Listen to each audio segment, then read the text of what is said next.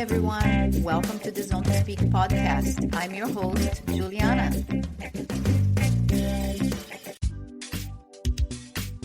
Hey everyone. At Zone to Speak, I know how important it is to stay healthy, strong, and ready for every ride, workout, and adventure. That's why I'm sharing discounts on products I personally use and love. Each one designed to support your performance, recovery, and overall well-being. Whether you are a serious athlete or just trying to feel your best. And remember, every time you shop using these codes, you are directly supporting the podcast and helping me bring more great conversations to life. Psych Plus, their smart pump is a game changer. Light, compact, efficient, and perfect for keeping your tires road and gravel ready. It's also ideal for travel as you can skip the CO2 canisters. You can even change your tire pressure on the go when switching between surfaces. Get 10% off the smart pump and 5% everything else. 15% off down the road cycling gear, beautifully designed and performance-ready apparel. 15% off New Zest, clean, plant-based protein and essential nutrients to fuel your recovery and daily energy. 15% off Oleo's wellness shots, adaptogens, nootropics, and functional nutrients to support performance, focus, and recovery. I take Oleo's daily in the lead up to any of my races, and I have the pre-ride and recovery shots ready for the weekend's big training rides. If you're looking for a clean, effective boost, Oleo's is it. 10% off Cold Age. High-quality supplements, including multivitamins, collagen, creatine, and more. I take their women's fermented multivitamin and creatine daily. 10% off Loop ear plugs, ideal for travel, sleep, sensory recovery, or managing noise at races. 10% off Clearly Not Coffee, a caffeine alternative made with mushrooms, cocoa, maca, and rhodiola. I use it every day for smoother energy, sharper focus, and better hormone balance. 10 pounds off Heal, nutritionally complete, high-protein, plant-based meals for when you are on the go and need something quick, satisfying, and healthy. Also great to take bikepacking. 10 pounds off Shocks headphones, the safest way to listen while you train with open-ear technology that keeps you alert and aware on the road or trail. 35% off Frey Skincare. Skincare made for active people. I have used Frey for 10 years, designed to keep sweaty skin clear, fresh, and glowing. You will find all the partner links, discount codes, and instructions in the episode description. So go check them out and enjoy these perks. Now, let's get into the episode. Welcome back to Zone to Speak, where we celebrate the journeys of people who move through the world on two wheels with passion and purpose. Today's guest is someone whose strength, both physical and mental, is truly next level. I'm honored to sit down with Mayalen Noriega, a remarkable athlete whose career is defined by resilience, versatility, and a relentless pursuit of excellence. Maya's journey through sport is rich and deeply human, from national championship podiums in road, time trial, and track cycling to her unforgettable performance at the London 2012 Paralympic Games. She continues to break barriers and rewrite what's possible. Beyond her accomplishments on the bike, Maya is also a dedicated leader in the cycling community, championing visibility, representation, and connection through her work at events like the Gravel Earth Series, where she brings insight and energy as a commentator and advocate. In this episode, I will explore what continues to drive her as an athlete, mentor, and role model. Let's dive in. Welcome, Maya. Hi, hello. Thank you very much. It's really nice to be here. Likewise, so happy that you're here. So I was doing some research, because I know you from here, from Girona. Actually, I met you, I don't know if you remember, at the Laos Badlands Rally. And then now I live in Girona and I see you here and you're such an inspiration because, you're always happy. You are so inclusive and, it's just such a positive energy. And I was researching you and I didn't know that you were like this big powerhouse. So inspiring. And I also didn't know like you are from Mexico and then you moved to Girona. When did the move from Mexico to Girona happen and what inspired that transition? I just moved around because I lived in Mexico City, and that's such a huge city. I'm not really a city person, and I knew that since I was a little girl because I just love the outdoors and just being surrounded by so many cars and like buildings. I knew it wasn't me, so I always search for like where I could cycle and just be like feel that freedom and don't have a car and depend on that car. So yeah, I just moved around. So I've been in the States. I was a swimmer. I started like as a swimmer. I Wow. did a lot of sports, but just swimming was a sport I really enjoyed, and I was starting to be really good. So I had a coach that's like, okay, if you want to go full in, we just need to do swimming. And I just started swimming. And so I swam for a place in the US, and then to Australia. I swam for the University of Sydney.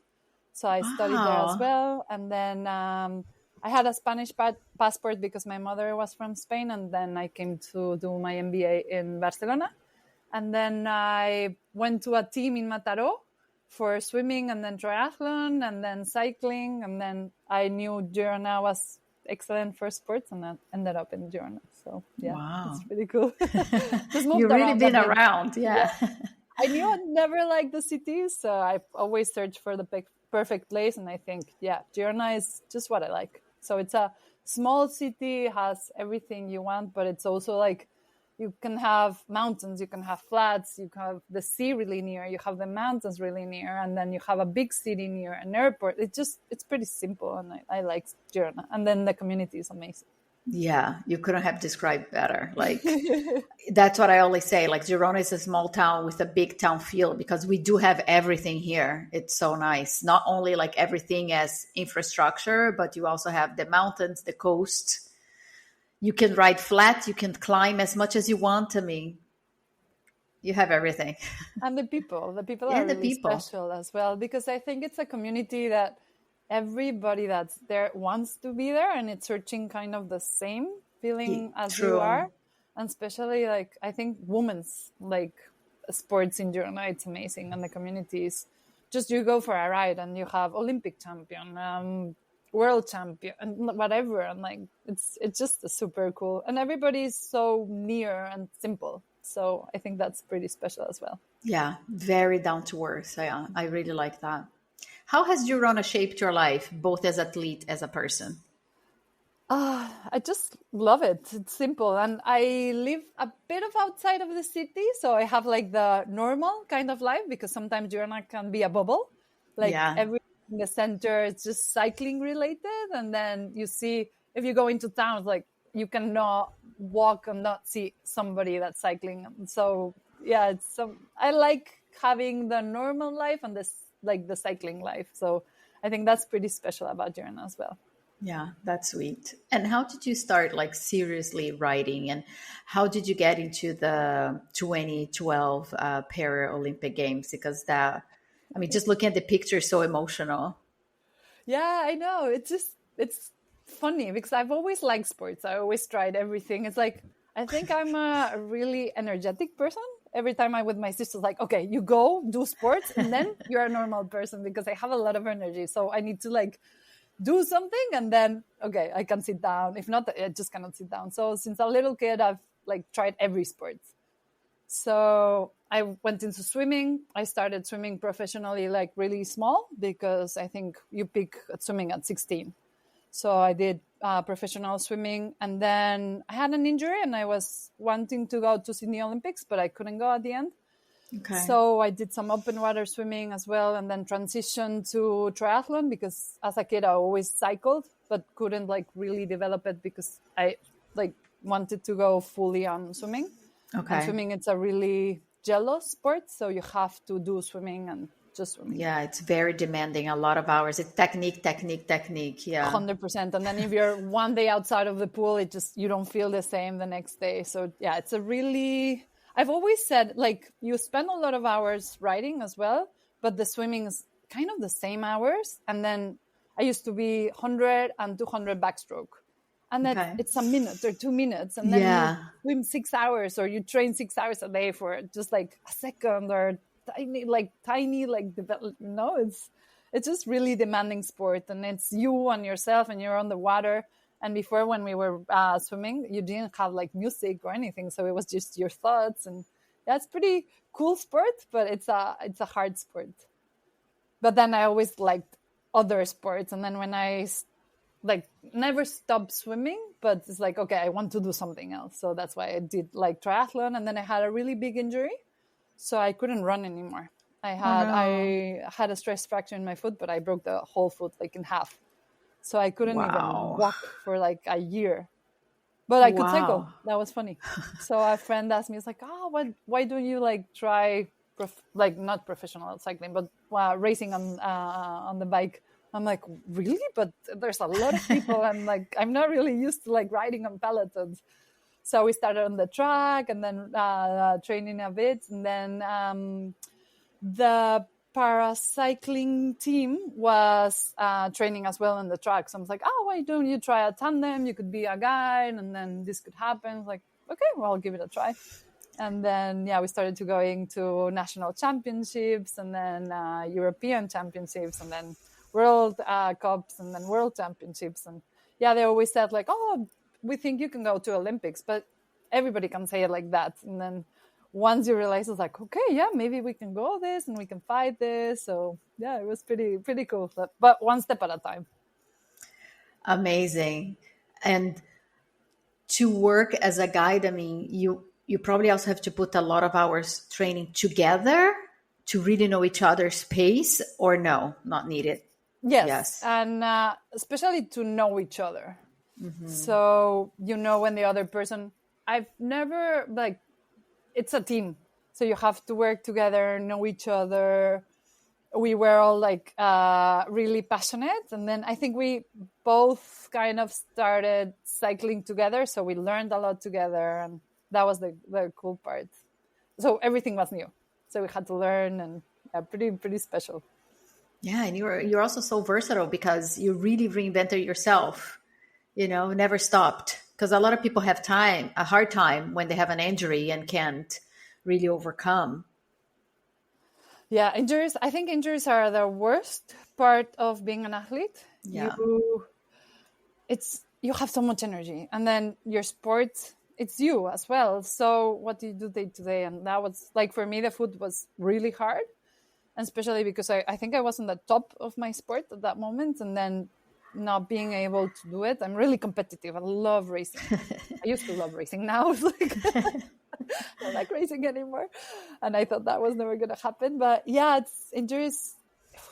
Even if you're not, it's just hard. It's hard to not be able to do what you love to do, and then your friends are always like doing it, and so.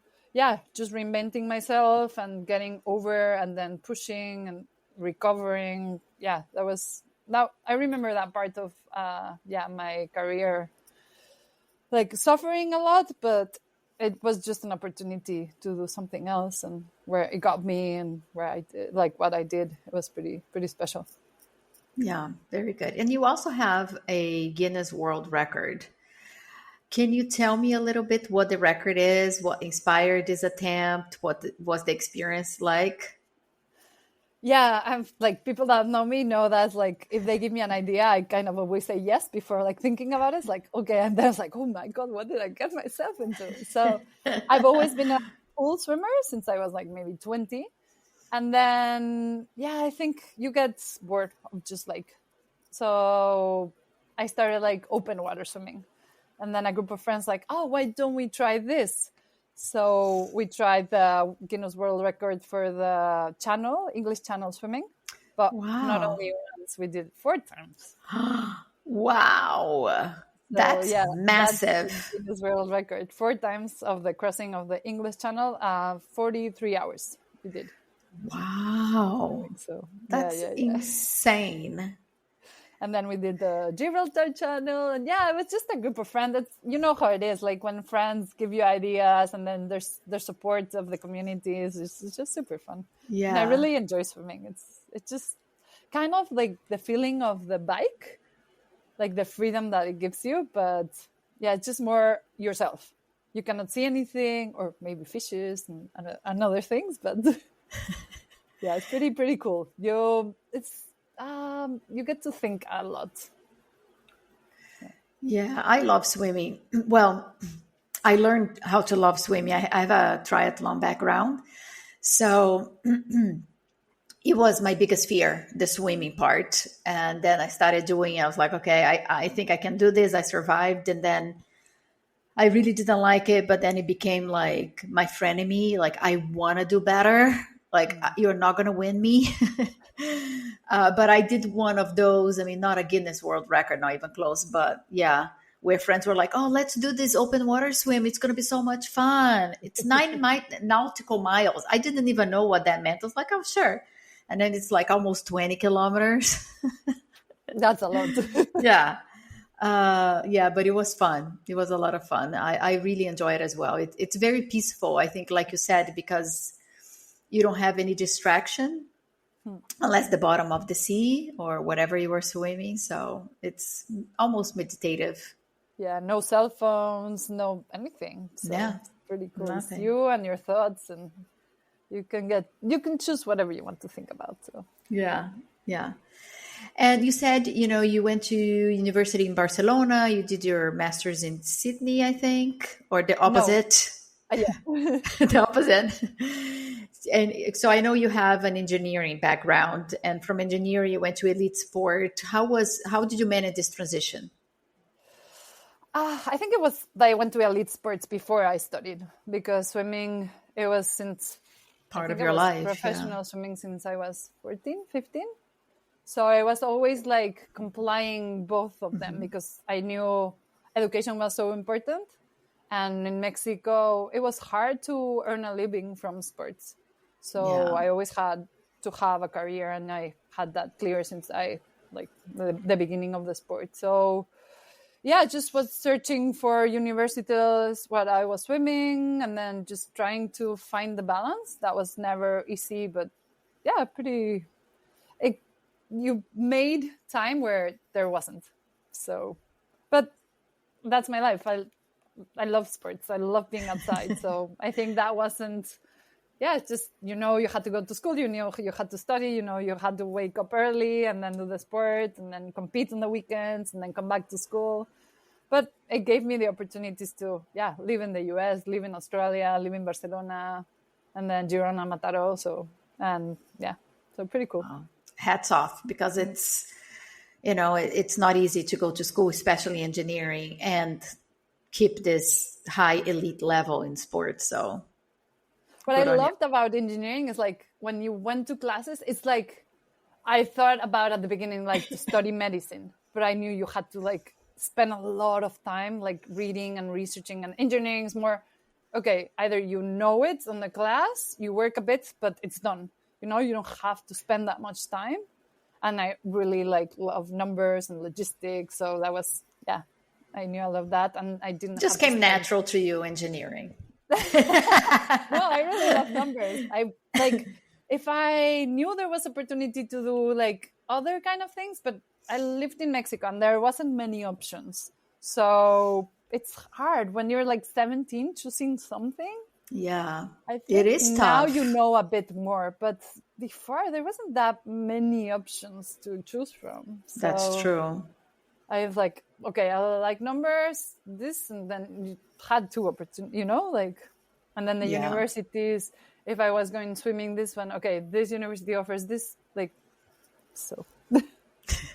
But just the jobs, I really like engineering. You kind of know not specialist in anything, but know a bit of everything. So it's cool. Let's talk about gravel Earth Series. What makes it so special? You have been involved with the gravel Earth Series, which is helping redefine what gravel racing looks like. What makes it stand out from other gravel events?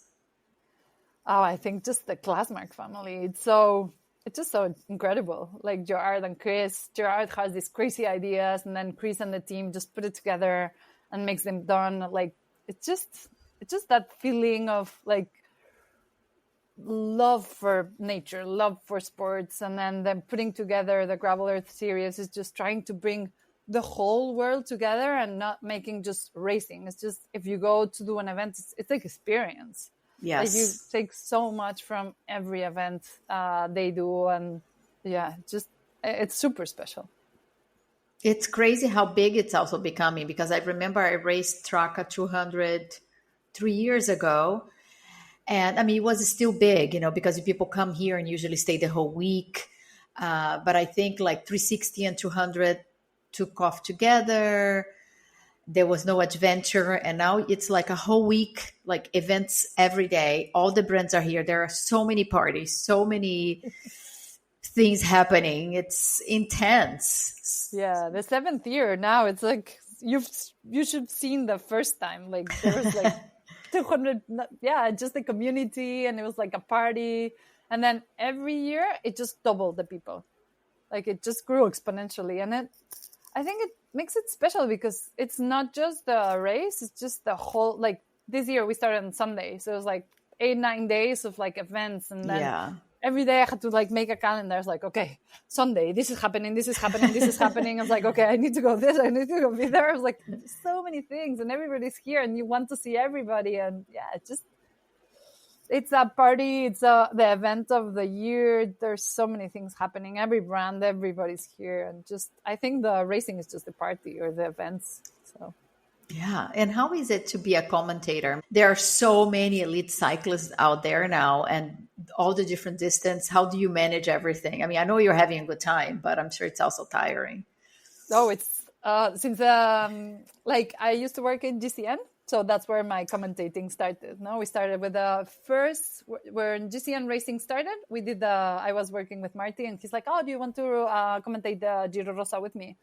It's like, okay, I've never done it, but I'll learn from you. So we started there, and yeah, Marty taught me really well. And when Gerard proposed, it was like, ooh, I'm like by myself, because I've always been the second, so it's just like an add-on, and just being like the lead was like, okay. But like the first year, Gerard said, it's like, okay, I imagine myself, I don't know why, like being on the motorcycle and like seeing the race and like commentating, like, and then I came the day before and saw the set. I'm like, oh my God, like this is like a TV set. It's like what? Like, how many hours am I doing here? It's like around 6. I'm like, oh wow. My God. So I went that night and just like prepared all my notes. It's like, how am I gonna talk for 6 hours? But yeah, now it's 6 hours times 5 days, almost. No, this year we only did the 360 because we want to like really push the 360 distance, but we did 10 hours. Wow. So we almost covered it all.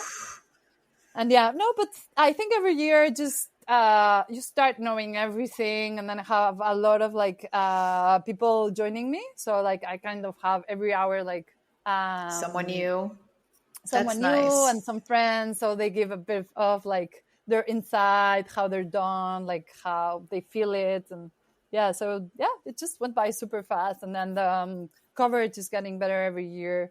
It's so nice to see it because I get to see it all. Like I know everything that happens and all the insight, all the info, and like it's just like watching a TV race by yourself. And so you just try to commentate, and it's pretty cool.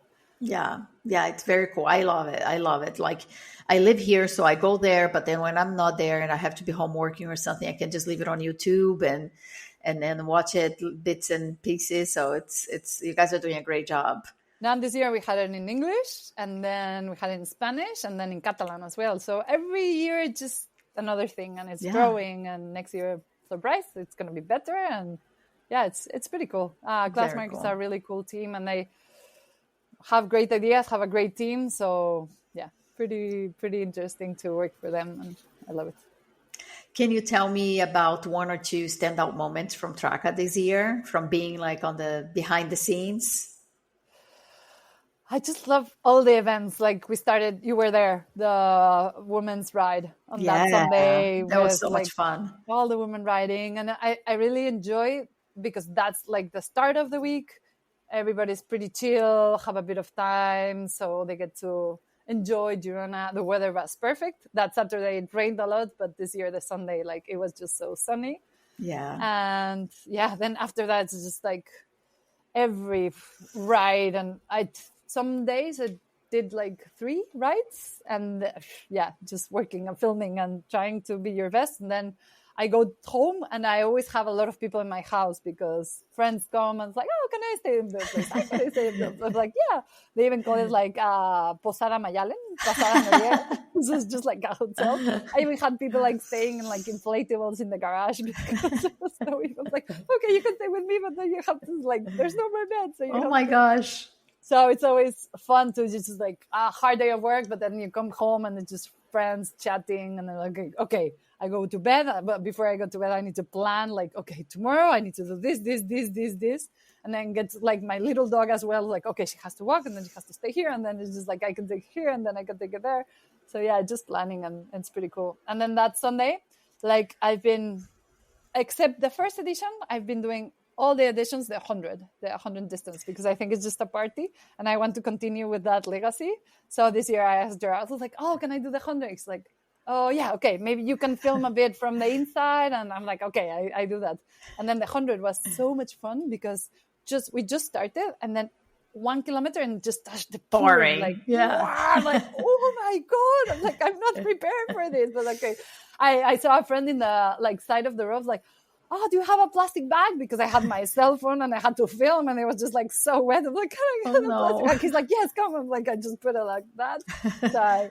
And I've never seen Navarra's like so muddy. And I always loved cyclocross. So it was just like 100 kilometers of cyclocross. Everybody was like pedaling and then falling to one side and falling to another side. And it's just a party. So it was super fun. I got to like see a lot of people, laugh with a lot of people. And I did it with Kat as well because we were filming a bit of a video. So it was just fun to just enjoy it and not race it and just, yeah.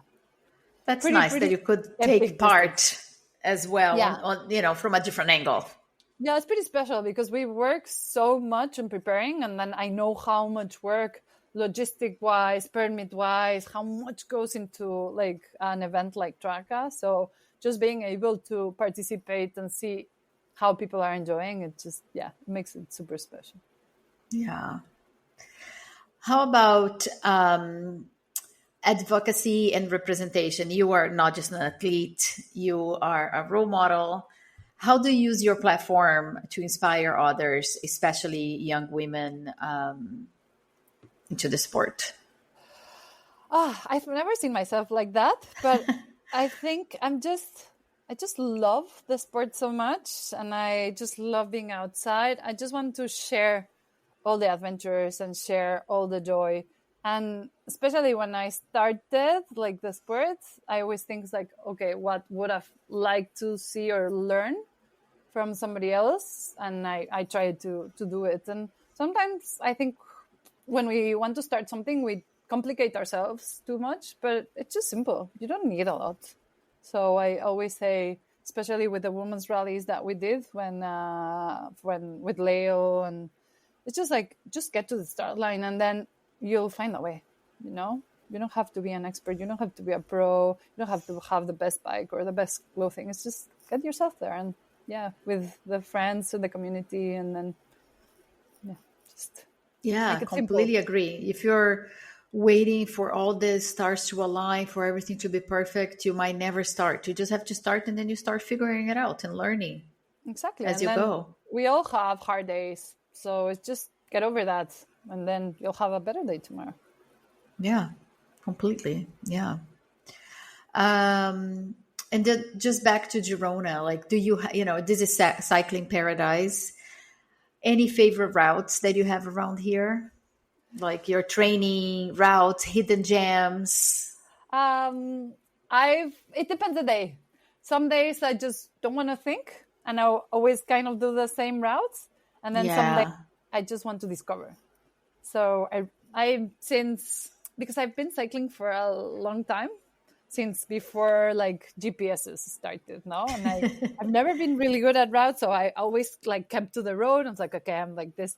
And when the GPS, or I did a mountain bike route, but it's like it was hard to go back again by myself and do it because I'm not really orientated just like that. But then when the GPS started, it's like, then I can like just like this, like go with somebody, they show me, and then I have it like marked, and then I can do it myself. It's like, oh wow. And then I've like, since that started, I just had so much freedom on the mountain because like, okay, now that I have the map and then I know where to go, I know I can go back home. So I just loving like getting my GPS. Maybe I put a route on, but it's like, okay, maybe I can change it here and then go up here. And then even when COVID was they let us go out. It's like, okay, every day I'm just going to find a new path.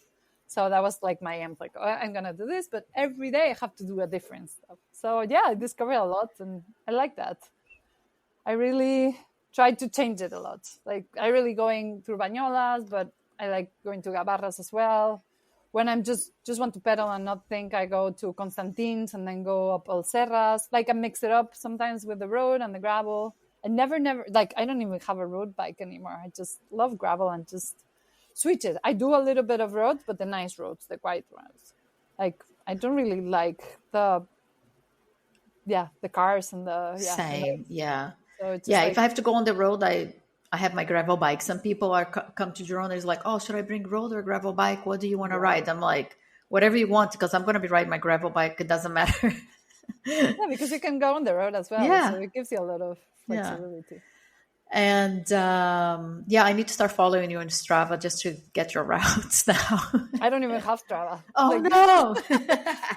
I had Strava when it started because I had a coach that said, okay, because I like training by myself a lot because I'm like really, okay, I want this, and then I have weird hours as well. So like always training in the midday or just like straight. So he got me into Strava. I was like, okay, you have to do this and then push yourself to do better. But then I never like competing with somebody else if it wasn't a race, you know? So everybody comparing, I never liked it. So maybe I have Strava over there because it's when I started, but I never used it. And then I started working on Kamut. As I tell you, it's like, I just love researching and adventure. Now I use Ride with GPS that I really like. And it's fun just getting class marks. Gerard's routes are amazing.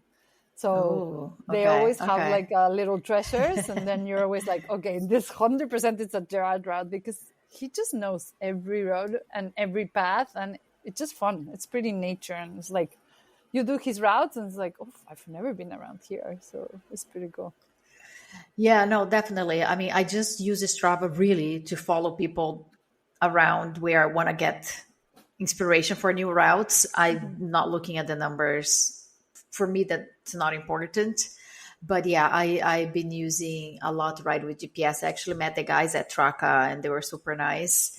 I used Komoot as well. I got Komoot when I went to the Laos rally because it was sponsored by them. Yeah, there are many different options now to find routes, and I'm always trying to find new ones because I, like you, sometimes I just ended up doing the same thing because I'm like, oh, I'm lazy, I don't want to think, I'll just go here. But it's nice to find new places to go. Yeah, it's super cool. And there's around Girona, there's so many. It's endless. Because you can use 360. You know, you can go either way. Yeah. It's pretty cool. And that's also why I like sometimes joining rides because it's like, okay, let's see how they go. Even like just the way they go from out of the city. It's just like, oh, I didn't know this was here. So it's pretty cool. Yeah. Well, I can't talk to you and not mention someone really popular. Your dog. Oh, she's cute. She's snoring. She's a huge personality. What role does your pup play in your day-to-day routine? Oh, especially when it comes to like downtime and recovery, but because I know she's a big cyclist as well. Yeah, because she's my companion. We always had dogs when I was in Mexico, but then when I moved for like competing, moved away, it was just hard to travel by myself with my dog. So I left her with my mother because she had 3 more. So I went to visit, and then when COVID started, I need a dog. So that first week, I got Tiff. And yeah, just it's 24/7 all the time. And then she's just my companion. And we weren't allowed to go out. Just I walked her. And then when we started to be able to go to like going out on the bike, I was like, I know. It's like, I know. And she needs to come with me. So I started like trying different kind of bags. I'm like, okay, I'll take her this way. So I tried maybe 10 different ones, like, till I found the one that worked. And she loved it because I think she just loves being with me and I love being with her. So we tried a lot. And yeah, she's been, everybody's like, are you going to take her? I'm like, of course. I've done so many rallies with her. We've come together. Just super chill. She's super easy. And it's good training, probably good training to also ride with her. You did track a 100 with her on the back, no? No. Oh, I tried not to do like competitions because there's a lot of people, and then true, could be dangerous. Yeah. If you fall with her, I'm always a bit more cautious when I go with her. I do a lot of mountain biking, but I'm conscious that she's with me on my back, and I try not to make any mistakes. I've fallen once, and I was like, okay, okay, she's okay. But yeah, you try to be a bit more cautious. And yeah, she really enjoys it. She's adorable. I miss her. When she doesn't come with me, I leave her with my sister in Barcelona. But it's like, she's like, and my sister's like, oh, you're really needy. I'm like, yeah, she's so much. I love her. Yeah, I have a dog and a cat, and I work from home now, so they are so spoiled. So every time I also travel, I have to tell the pet sitter like, they're so needy, because they're used to being catered to now 24/7. Yeah. That's what happened for COVID. Like it was 24/7. She was with me all the time, and she's needy, but I'm needy as well. Yeah. My daughter's out the house, so now they are my babies, so my kids. Yeah, it's pretty cool. So what are you up to these days? What's next for you? At the moment, I'm working on projects. So yeah, we just did a mini rally from Gor.